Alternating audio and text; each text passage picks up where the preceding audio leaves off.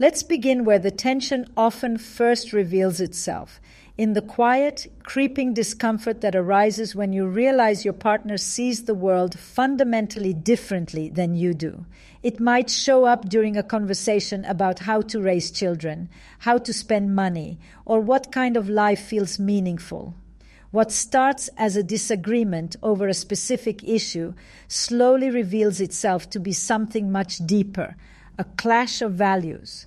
And this is where most couples falter, not because they argue, but because they misread what the argument is actually about. Too often we stay at the surface. We fight about logistics, bedtimes, budgets, holidays, while the real rupture lies beneath. One partner values tradition, the other autonomy.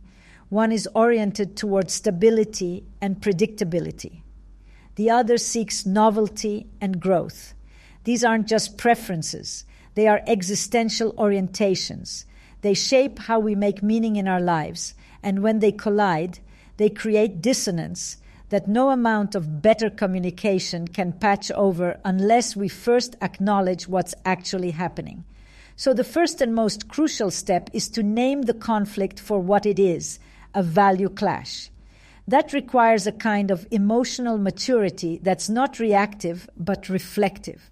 It's the discipline of pausing the argument and asking yourself, what is really being threatened here? Am I afraid that my sense of identity, my sense of self is being dismissed or invalidated? Am I demanding agreement when what I actually need is understanding? This is where many people confuse intimacy with sameness. They assume that being close means seeing things the same way. But intimacy doesn't require ideological alignment. It requires mutual recognition.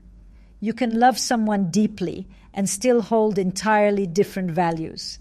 The challenge is whether both people are willing to be curious about those differences, rather than afraid of them. Psychologically, our values are often formed long before we enter a relationship. They are inherited, shaped by family, culture, trauma, and personal evolution. When a partner challenges those values, intentionally or not, it can feel like an existential threat. But what if instead of framing that challenge as a betrayal, we framed it as an invitation to re-examine who we are and what we believe? That shift from defensiveness to inquiry opens the door to real intimacy. We can look to philosophy here, particularly the existentialists, who reminded us that freedom and responsibility go hand in hand. To live authentically is to constantly reevaluate our choices and assumptions, especially in relationship to others. In a romantic partnership, that means being willing to ask not just what do I want from this relationship, but what kind of person am I becoming in this relationship? And is that person aligned with the values I claim to hold? That kind of inner inquiry is not easy. It often leads us to uncomfortable truths. Sometimes we discover that our values have changed and we've outgrown the relationship. Other times we realize we've been rigid, mistaking comfort for integrity. But either way, we gain clarity, and clarity is the antidote to resentment. This process also demands that we differentiate between a partner who disagrees with our values and a partner who disrespects them. Disagreement is not a threat to the relationship. Disrespect is. If you feel dismissed, minimized, or morally judged for your values, that's not a clash, that's a rupture. And ruptures require a different kind of attention. But if there is mutual respect, even deeply opposing values can coexist. It's not easy, but it is possible. Once we've named the value clash for what it is, the next question becomes, how do we talk about it without tearing each other apart? It's here, right at the intersection of difference and dialogue, that most couples get stuck, not because they lack love or intelligence or even shared goals, but because they confuse communication with convincing. See, when you're in the heat of a values-based disagreement, it's incredibly tempting to slide into debate mode. You lay out your argument, bulletproof your logic, and wait for your partner to see the light or surrender. But values aren't math problems. They're not resolved by evidence or reason alone. They live in our emotional memory, our history, our sense of right and wrong. So when we feel our values being challenged, we often stop listening, not because we don't care, but because we feel under attack. And that's the paradox of value clashes in intimate relationships. The closer we are to someone, the more easily we feel threatened by them. The person who knows you best also knows how to hit the nerve, intentionally or not. So when you feel that inner tightening, that rising urge to defend, persuade, or withdraw, take that as your first cue. Your ego has entered the chat. Now let's be clear. The ego isn't the enemy. It's a necessary part of selfhood. It's the mechanism that maintains your boundaries, your narrative, your place in the world. But in the realm of intimate conversation, especially around values, the ego often overreaches. It wants validation, not understanding. It wants to win, not connect. And when two egos are locked in battle, even the most articulate exchange becomes a performance, not a dialogue. So the real work here is not about speaking more. It's about listening better. Listening not just to the words your partner is saying, but to the emotional landscape beneath them. Ask yourself, what's the emoted inner truth behind this statement? What fear, hope, or unmet need might be hiding underneath? When you listen from that place, you move from reaction to curiosity. Curiosity is the antidote to ego. It opens up space for both people to exist, not as threats, but as subjects, each with a complex inner world shaped by stories, wounds, and beliefs. And the most powerful question you can bring to a conversation like this is not, how can I change your mind? But help me understand what this means to you. That shift from needing to be right to wanting to understand is subtle but profound. It transforms the energy in the room, because suddenly your partner is no longer your opponent. They're your collaborator in a shared inquiry. You're not defending positions, you're uncovering meaning. This is where empathy becomes essential. But let's not reduce empathy to warm fuzziness. Real empathy is rigorous. It's the discipline of imagining another person's reality without needing to fix, judge, or mirror it. It means you can hear something that deeply contradicts your own worldview and still respond with, "Tell me more." Not because you agree, but because you respect the speaker. In the realm of values, empathy does not mean abandoning your own beliefs. It means holding them with enough security that you don't need your partner to adopt them in order to feel whole. And that's the hallmark of mature love, the ability to maintain your own center while making room for another's. One of the most effective tools here is language. The way we frame our experiences determines how they're received. When we say, "You're wrong," we invite defensiveness. When we say, "I experience it differently," we invite dialogue. "You always do this" becomes, "When this happens, I feel." These aren't just linguistic tricks. They're shifts in consciousness. They acknowledge that your perspective is subjective, not universal. And in doing so, they leave space for both of you to coexist without domination.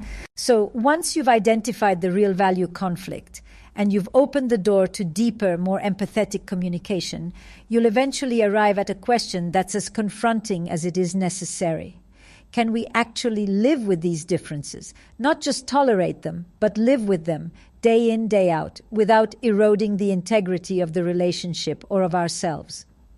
Because here's the truth that many couples avoid, sometimes for years. Not every value difference can be bridged, and not every relationship should be preserved just because there's love. Love is necessary, yes, but it is not sufficient. Compatibility is not about how much you adore each other in moments of connection. It's about how your foundational values align when life demands decisions, sacrifices, and long-term vision. That's where the hard choices live. What we often overlook is that not all values carry the same weight. Some are preferences, habits, routines, or even strong opinions. Others, however, are structural. They are the organizing principles of your life. Think of them as the blueprint you use to build meaning, direction, identity. When those blueprints are misaligned, no matter how beautiful the furniture, the foundation starts to crack. And yet, many couples spend years trying to compromise on things that are not, in essence, compromisable.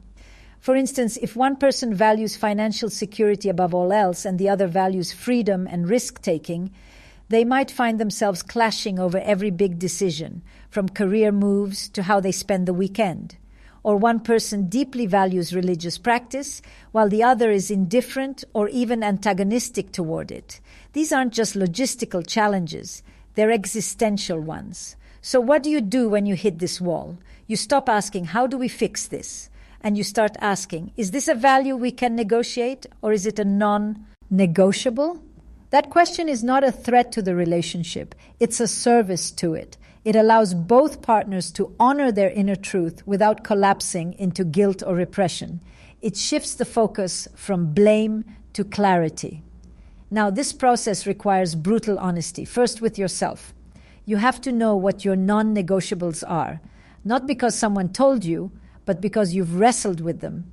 You've examined your story, your identity, your dreams, and you've said, I cannot live a life that betrays this part of me. That kind of clarity is not about being inflexible, it's about being rooted. But you also need to be honest about where you do have flexibility. Sometimes we're holding on to a value that no longer serves us simply because it's familiar or because it was inherited without question. So before declaring a value as sacred, ask, is this mine? Is it truly aligned with the person I'm becoming, or is it just a part of my past that I've never interrogated? In a healthy relationship, both people are doing this work simultaneously, assessing, refining, asking, where can I stretch and where must I stand firm? And it's not just an individual process, it's a shared one. You're not just asking yourself what you can live with, you're asking what kind of life you want to build together. And this is where many couples make the mistake of assuming that love means always meeting in the middle. But meeting in the middle only works when both people are walking on the same map. If you're trying to meet halfway between New York and Tokyo, you're going to drown in the Pacific. Eventually, every conversation about values, if it's honest, deep, and sustained, leads to a reckoning, not just with your partner, but with yourself. Once you've named the value conflict, learned how to talk about it with empathy rather than ego, and clarified what's negotiable and what isn't, you reach a threshold, the point at which you must decide what to do with all that insight. This is the moment many couples delay, avoid, or disguise. They stay stuck in analysis, endless discussion, or low-grade resentment, because making a clear decision about how to move forward or whether to move on feels too daunting. But clarity without action becomes its own kind of self-betrayal. It's like staring at a map but refusing to take a step. And eventually, that inertia begins to rot the foundation of the relationship. At this point, the choice you face isn't simply about the relationship. It's about your integrity, about whether you are willing to live in alignment with what you now know to be true. Sometimes that alignment looks like recommitment. You see the differences, you understand the tensions, and you both make a conscious choice to stay and grow, not in spite of the value conflict, but with it. You build new frameworks together. You establish rituals, agreements, boundaries, and shared language that allow you to coexist with difference. And you accept, truly accept, that there are parts of your partner you may never fully agree with, but you can still respect them. This kind of decision is not passive. It's not staying because leaving is too hard or hoping it'll get better with time. It's active. It's rooted in mutual respect, shared intention, and emotional realism. You choose each other again, not as idealized versions, but as complex, evolving people, flawed, sometimes contradictory, but willing. And other times the decision, the honest, aligned, self-respect is kisituin. Ng decision is to let go, to part ways not in bitterness or blame, but in the quiet truth that your paths are no longer compatible, that who you are and what matters most to you cannot thrive in the space you currently share. This too is love, a mature kind of love that honors growth, even when it leads you in different directions. We often think that ending a relationship means failure, but sometimes it's the most honest thing two people can do, especially when staying would require one or both of you to abandon core parts of yourselves. The real failure is not in separating, it's in refusing to confront the truth because the cost of clarity feels too high. What complicates this decision is that we are not just choosing between staying and leaving. We're choosing between competing fears and competing hopes. Fear of loss, fear of regret, fear of loneliness, hope for change, hope for transformation, hope that love will be enough. But hope is not a strategy, and fear is not a compass. At some point, we have to ask a different kind of question. What does my future self need from me right now? What choice will I be proud of 5 years from now, even if it's painful in the short term? This is where we move from emotional reaction to conscious choice, where we stop asking, what do I feel like doing? And start asking, what is the most truthful, courageous action I can take? Because no matter how much advice you gather, no one else can answer that for you. Only you can decide which values are essential to your identity and which ones you can stretch to accommodate love. Only you can weigh the cost of staying against the cost of leaving. And that's the deeper reality here. Every decision comes with a cost. You cannot preserve everything. Whatever you choose, something will be lost, but something else will also be gained. That's the paradox of real adulthood. It recotetsiachugetz. There is sacrifice and with it clarity.